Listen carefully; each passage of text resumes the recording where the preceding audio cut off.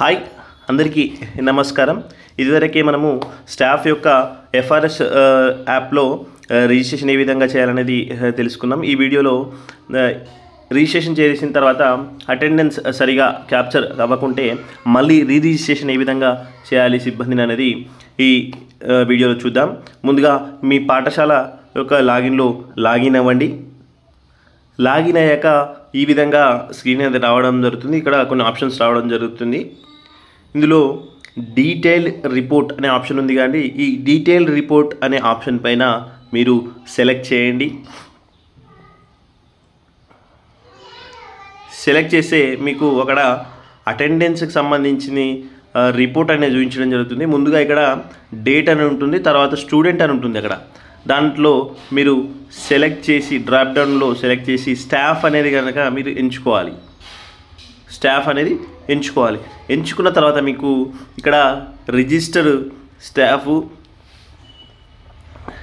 ఈ విధంగా app update అనేది వస్తుంది. అప్డేట్ పైన క్లిక్ చేసి మీరు యాప్ని అప్డేట్ చేసుకోండి. లేదంటే సెకండ్స్ వరకు వెయిట్ చేస్తే అదే ఆటోమేటిక్గా వెళ్ళిపోతుంది.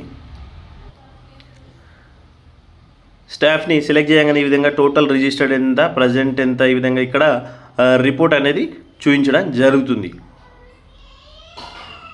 అలాగే మీరు ఇలా పైకి అన్నారంటే కింది వరకు చివరికి కిందికి వెళ్తే ఇక్కడ లిస్ట్ ఆఫ్ స్టాఫ్ అనే ఆప్షన్ వస్తుంది. అక్కడ కింద చూస్తే మీరు మీ స్టాఫ్ యొక్క లిస్ట్ రావడం జరుగుతుంది.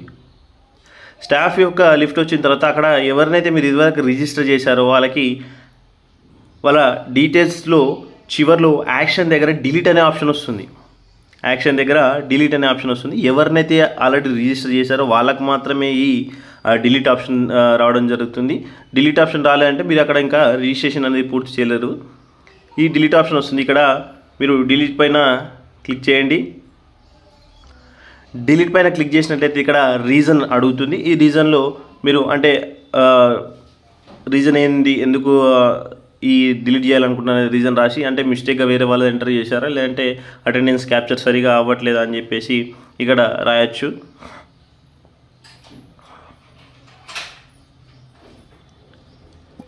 రిజిస్ట్రేషన్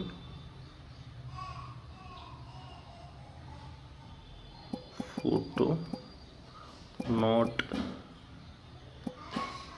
క్లియర్, ఈ విధంగా ఏదో ఒక రీజన్ రాసేసి సబ్మిట్ పైన క్లిక్ చేయండి.